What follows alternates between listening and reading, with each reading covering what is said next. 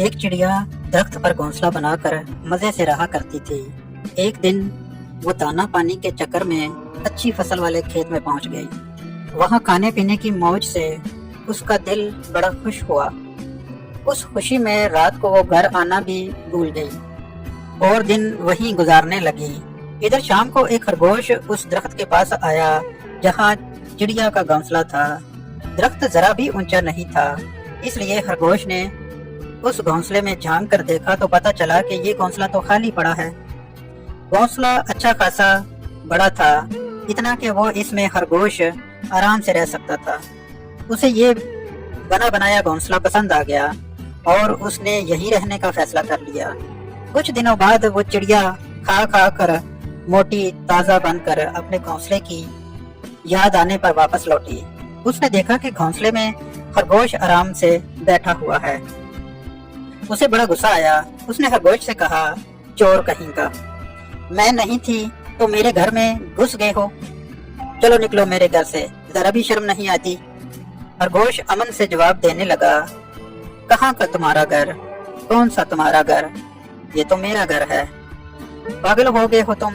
ارے کنواں، تالاب یا درخت ایک بار جو بھی چھوڑ کر جاتا ہے تو اپنا حق بھی گوا دیتا ہے۔ یہاں تو جب تک ہم ہیں وہ اپنا گھر ہے، بعد میں تو اس میں کوئی بھی رہ سکتا ہے۔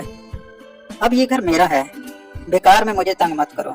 یہ بات سن کر چڑیا کہنے لگی، ایسے بحث کرنے سے کچھ حاصل نہیں ہونے والا، کسی سالس کے پاس چلتے ہیں، وہ جس کے حق میں فیصلہ سنائے گا اسے گھر مل جائے گا۔ اس درخت کے پاس سے ایک دریا بہتا تھا، وہاں پر ایک بڑی سی بلی بیٹھی تھی۔ ویسے تو یہ بلی ان دونوں کی پیدائشی دشمن تھی، لیکن وہاں اور کوئی بھی نہیں تھا، اس لیے ان دونوں نے اس کے پاس جانا۔ احتیاط برتتے ہوئے بلی کے پاس جا کر انہوں نے اپنے مسائل بتائے۔ انہوں نے کہا، ہم نے اپنی الجھن تو بتا دی، اب اس کا حل کیا ہے؟ اس کا جواب آپ سے سننا چاہتے ہیں۔ جو بھی صحیح ہوگا اسے وہ گھونسلہ مل جائے گا، اور جو جھوٹا ہوگا اسے آپ کھا لینا۔ ارے یہ تم کیسی باتیں کر رہے ہو؟ تشدد جیسا گناہ نہیں اس دنیا میں، دوسروں کو مارنے والا خود جہنم میں جاتا ہے۔ میں تمہیں انصاف دینے میں تو مدد کروں گی، لیکن جھوٹے کو کھانے کی بات ہے تو وہ مجھ سے نہیں ہونے پائے گی۔ میں ایک بات آپ لوگوں کو کانوں میں کہنا چاہتی ہوں، ذرا میرے قریب تو آؤ۔ خرگوش اور چڑیا خوش ہو گئے کہ اب فیصلہ ہو کر رہے گا۔ جب وہ اس کے بالکل قریب گئے تو اس نے خرگوش کو پنجے میں پکڑ کر منہ سے چیر کر نوچ لیا، دونوں کا کام تمام کر دیا۔ اپنے دشمن کو پہچانتے ہوئے بھی اس پر یقین کرنے سے خرگوش اور چڑیا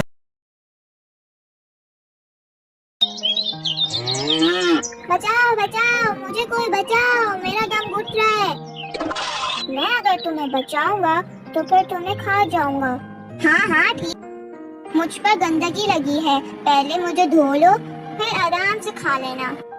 ہاں یہ تو اچھی بات ہے، کھانا تو دھو کے کھانا چاہیے۔ مجھے سکھا دو، گیلے گیلے کھانے میں تو مزہ ہی نہیں آئے گا۔ ٹھیک ہے، جب تم سوکھ جاؤ تو بتانا، میں انتظار کر رہی ہوں۔ ارے کہاں جا رہے ہو؟ اے بدھو، میں تو نا کھانا تلاش کرنے جا رہی ہوں۔ اس کہانی سے ہمیں یہ سبق ملتا ہے کہ مشکل وقت پر گھبرانا نہیں چاہیے، بلکہ اپنی عقل کا استعمال کرنا چاہیے۔